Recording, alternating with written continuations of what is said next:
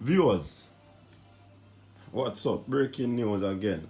You know, Coach's Desk, we dropped the latest. Yeah, man. So, earlier this week, the JFF boss came out and spoke about a list of players who are actually in the process of sorting out their passport. But people, on the look of things, are just hearing an interview with Ivan Toney, it is telling me different. Because what I understand in that interview with Ivan Toney is that he has not made a decision who he's going to play with. The fact of the matter is that the baller is concentrating on playing for Brentford and as best as possible to get them up in the Premier League, promoted. So that's the focus of the player right now. So when we were told people that the players are actually looking about their passport, I was not too keen on it. Because my sources would have already indicated that the baller would be focusing on getting his team promoted. So here again, information given by the association or the federation is one that is not true. And this conclusion is as a result of listening to an interview with Ivan Toney. He said whichever team he plays for, he'll give his 100%. But at this time, this juncture of the season, he's not focusing on either.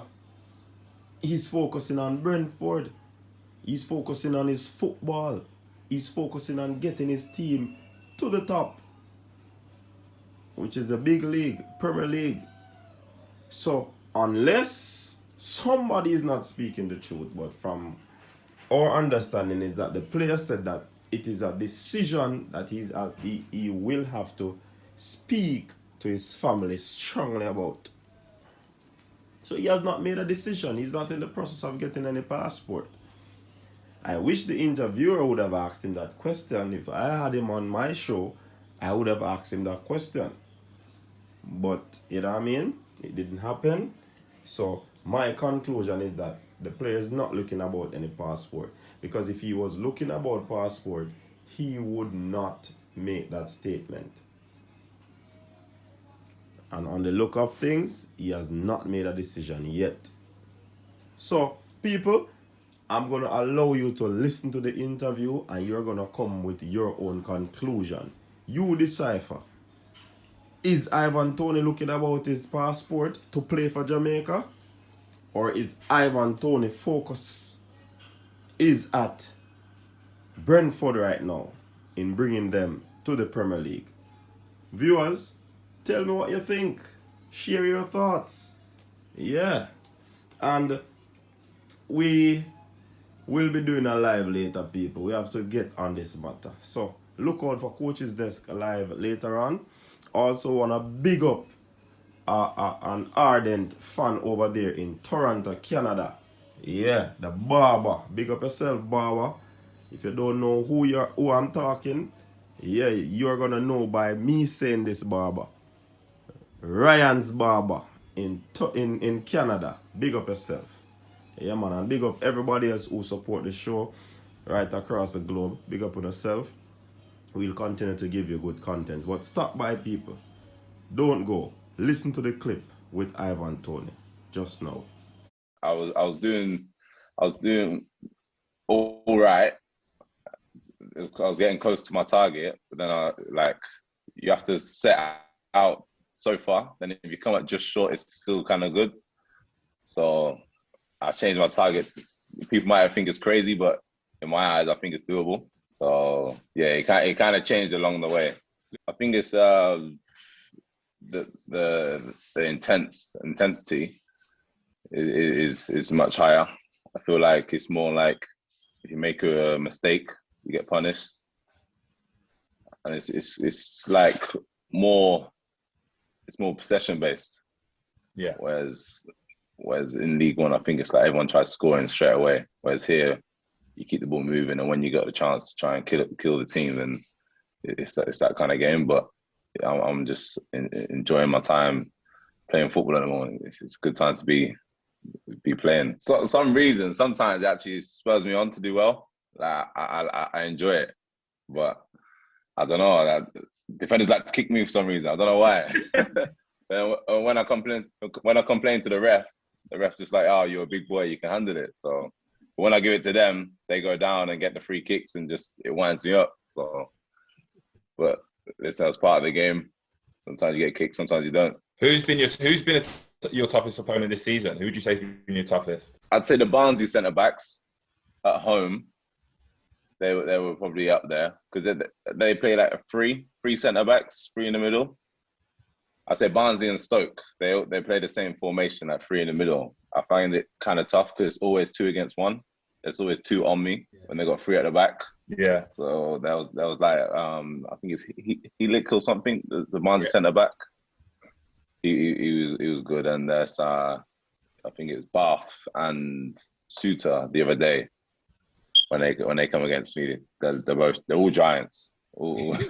Every time it was just coming in the air to me, you got Suter just leaning over me and Bath just running into me. So it was a tough one, but I like the challenge. I enjoy it. Yeah, you have to get in the head sometimes. When they're start off getting the better of it, you have to kind of get in the head and like knock them off their game, which it happened against Stoke, but not against Barnsley. You play against strikers, or you're aware of strikers where you know that you're going to have to kind of be on your best, because what you give, you're going to get back. And for me, Ivan's one of them strikers. He gives as good as he gets. And at the moment, he's winning a lot of them battles, which is what we want to see, of course. So it would have been a tough battle. I'd like to think I would have won, though. I would have liked to thought I would have won. I like the tough battles. I like the tough battles. No matter how rough it gets and how horrible it gets, we always come off and just pay respects. Like, it's a great battle. Like it was a good game. Like I always do it, and so does the centre backs. To be fair to them, so it's good. It's good to have that. Yeah, of course. It's always the case, win or lose. We love all your celebrations. You seem to put some effort into that as well, which is brilliant. It shows your sort of personality. Bob's put me in there. Now, just before, I think like 2 minutes before, there was a little tussle between Salmon and Mikel. And then they're pushing each other, and I was just like being just bantering around, messing around. I was like, ref, both of them yellows, just things like that. And then their manager heard that, and their manager was like, started swearing at me and just screaming, like shouting, "Who you think you are, trying to ref the game?" Da da da da. And I was just like, just told him to shut up, and then he just carried on. Then I was like, well, carry on. I'll score in a minute, and when I do, I'll come over to you and I'll celebrate next year. Oh. And then he just carried on swearing at me, and just I kind of left it at that. And then literally, I think it was straight after that, we went down the other end, and then I scored. So that was the celebration where I went next to him and just looked over my shoulder, and I don't think he was too pleased. Yeah, before the games, really, we speak about certain celebrations. And sometimes it's a family one, sometimes it's through the boys, sometimes it's my friends at home. It's a bit of a mixture. So it's a few shouts out there. I'm not too sure which one I'm going to do yet. I got to score first. Ivan, you've also kind of wore the armband a few times as well. Does that kind of leadership quality that you have, does it come naturally to you? Yeah, I feel like it does. My personality as well. Just on the pitch and off the pitch. It's kind of like making sure like the place is a happy place, really. And make sure everyone's doing their job and everyone's focused at the times where you need to be focused. I feel like my personality kind of brings that out, and it shows that the manager sees that as well, and he's giving me that responsibility to pass it on to the boys. Yeah, but I feel like not just myself. It doesn't matter who's got the armband.